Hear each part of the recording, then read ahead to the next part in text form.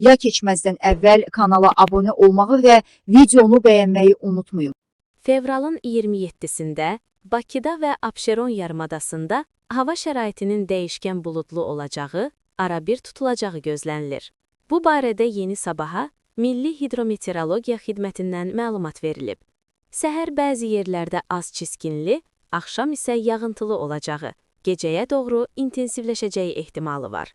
Şimal-şərq küləyi gündüz bəzi yerlərdə arabir güclənəcək.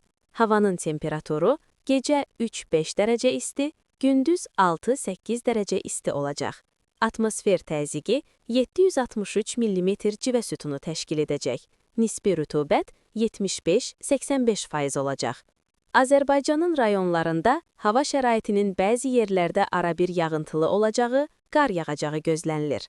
Ayrı-ayrı yerlərdə intensivləşəcəyi ehtimalı var. Gecə və səhər bəzi yerlərdə duman müşahidə olunacaq. Şərq küləyi bəzi yerlərdə arabir güclənəcək. Havanın temperaturu gecə 3-6 dərəcə isti, gündüz 6-10 dərəcə isti, dağlarda gecə 3-8 dərəcə şaxta, gündüz 0-3 dərəcə şaxta olacaq.